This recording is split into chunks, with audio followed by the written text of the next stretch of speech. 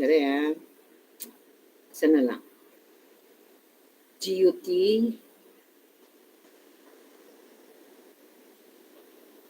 Ay!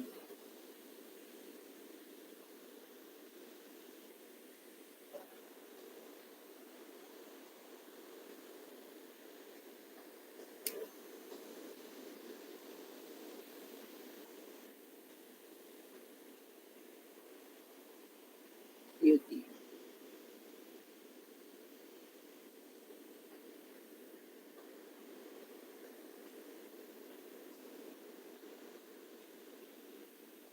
Ito. Very important. Haba pang oras?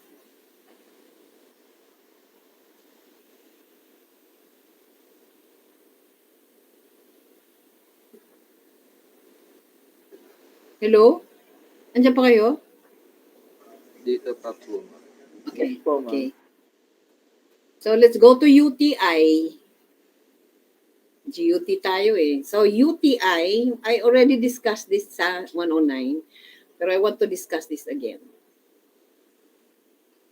Kita niyo yung slides?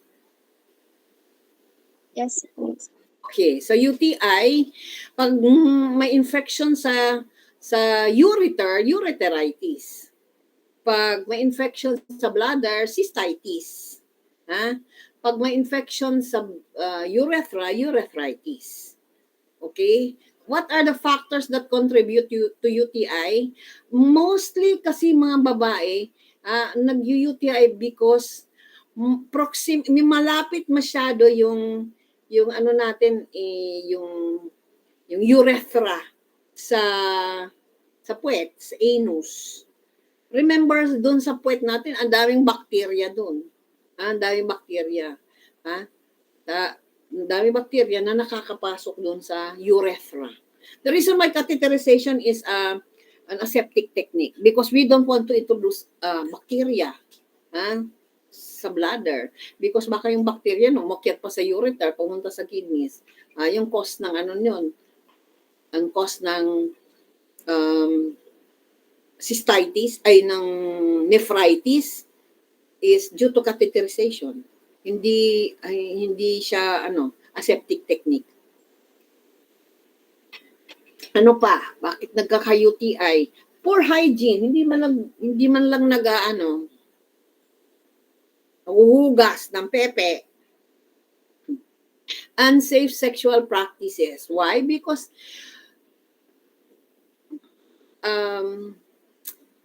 pagkatapos kasi mag-sexual intercourse, kailangan hugasan pepe at saka pututoy.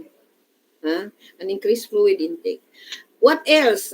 Ano nagkakos ng UTI? Back to front stroke. Ito yun back to front stroke. Ano ba yun?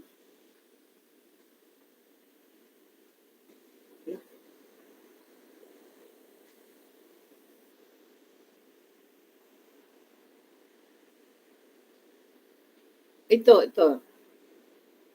Yan, bad stroke yan. Ibig sabihin, pag nagpunas ka, pagkatapos mong umihi, dapat mula sa pepe, pamunta from front to back, ang wiping. Hindi yung galing sa puwet, tapos papunta sa pepe. Remember, ang daming bacteria yun. Tayo yun Mayroon talaga dyan So, pag nag-wipe ka from back to front, ay suspect mag-UTI ka. Kaya yung mga bata, yung mga babies, di ba nasa yaya, pag tumae, palagi akong nakabantay Huwag mong pupunasan mula sa puwet hanggang papuntang pepe. Because magkakaroon ng yan, UTI. Kailangan pepe, isang wipe lang, isang bababa, that's it, throw, discard. Pepe, papunta sa puwet, discard. Para to prevent UTI. Nakuha? Okay. So, ano pa? High pH. High pH. Why? Because, remember, ang pH ng vagina ay acidic. Dapat mababa ang pH. Because bacteria, ayaw nila ng acidic na environment. Pag high kasi ang pH, alkaline yun. Pag alkaline ang pepe, nangangati na yung pepe, madami ng bacteria doon. Yun.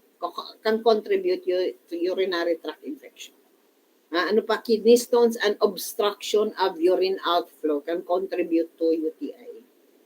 Signs and symptoms, masakit. Pain, masakit. Pain during and after urination, cystitis yun. Ibig sabihin, infection ng bladder. Pag during and after urination. Pero pag ang pain after urination lang, urethritis yun. Urethra ang infected. Pag inguinal pain, pag masakit yung singit, urethritis.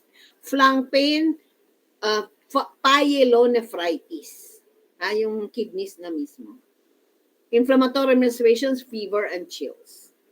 Okay, complication, ascending infection. Because an ordinary UTI can cause renal failure. Okay, ano pang complication?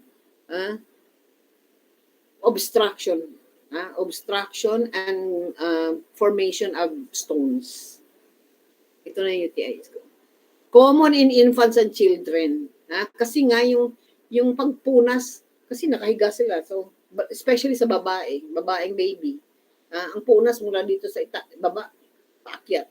Di UTI na kaagad. Mga bata. Okay?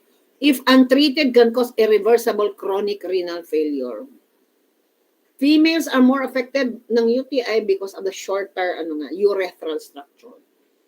Maliit lang kasi yung urethra ng babae. Hindi kagaya ng lalaki na the length of the penis, yun ang kanilang urethra. Causes ng UTI, usually caused by bacteria that ascends up the urethra into the bladder. Okay? Bacteria, galing sa puwet, pumupunta sa urethra into the blood. And most of the time, E. coli, Escherichia coli, is the most common organism associated with UTI. Okay? More common in uncircumcised boys. Kasi, di ba pag uncircumcised ang lalaki, di ba yung foreskin niya, madumi yun sa loob. May smegma, yung puti-puti. Smegma. So, more common uncircumcised boys. In young girls, UTIs are most common around age 3, overlapping with the toilet training period. Okay? Toilet training kasi 3 years old. The incidence of UTIs is higher in girls. Higher talaga ang women or girls because of the shorter urethra. Ano pa? Dito ko nilagay ito. Sandali hindi yan ang continuation. Okay, dito dapat to. Urinary stasis, ibig sabihin, hindi ka umiihi kaagad pag naiihi na.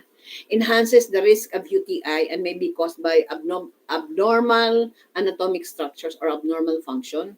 And infrequent voiding, which is common in school age. Hindi umiihi, naiihi na, pinipigil ang ihi. Kaya yan, nagkakaroon ng UTI tuloy. Sabi nila, palagi ka kasing umiinom ng soft drinks. Wala naman sa libro yun. Okay? Signs and symptoms, pain or burning sensation in urination, frequent or urgent need to urinate, cloudy urine, may blood sa urine, hematuria, foul or strong smelling urine, pressure in the lower pelvis. These are the signs and symptoms of UTI.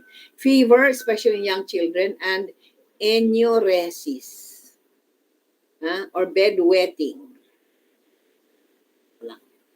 If toilet trained. Walang mga E. Toilet trained. Ayan.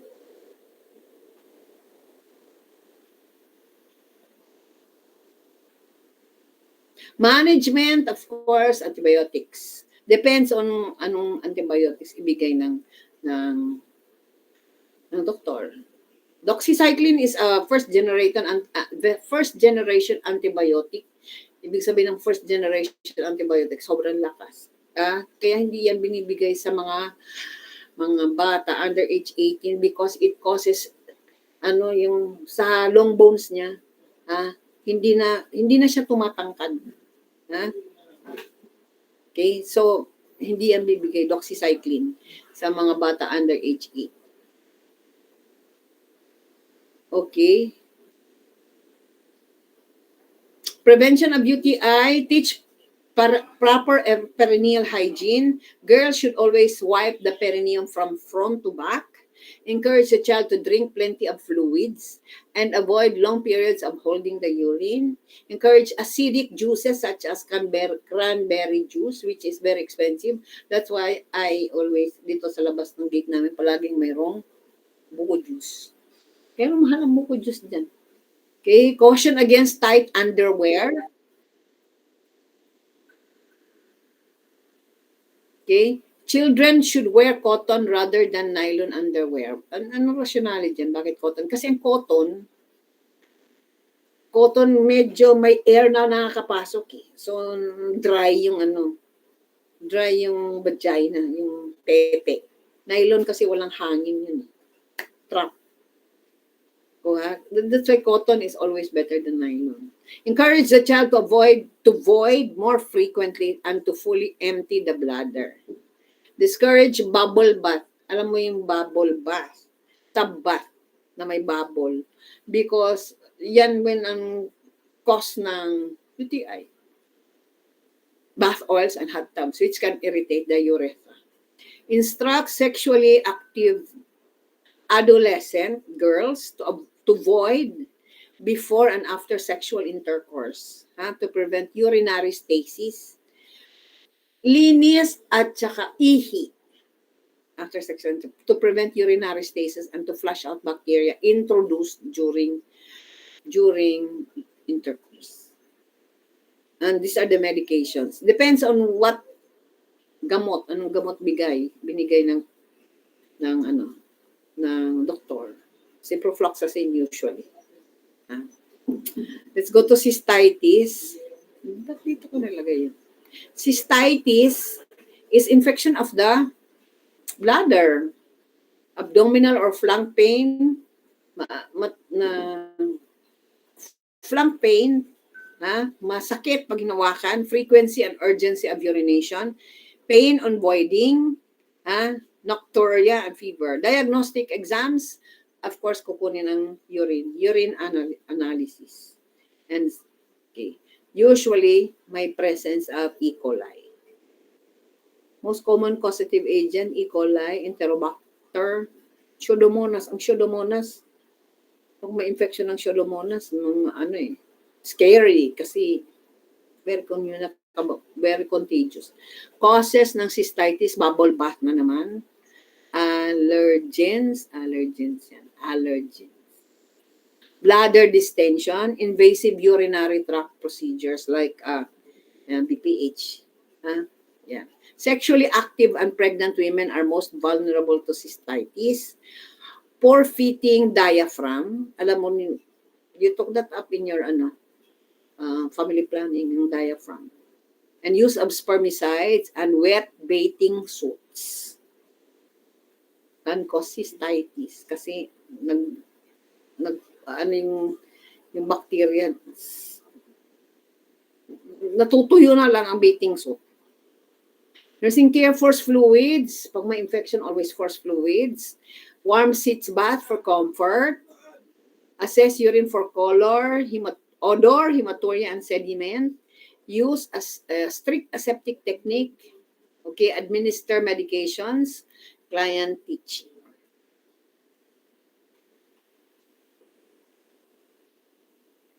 Okay, that's about it for cystitis. Next meeting, baka, kasi mayroon pa tayong 1 week, di ba? So, next meeting, isa na lang. It's renal failure. Acute renal failure and chronic renal failure.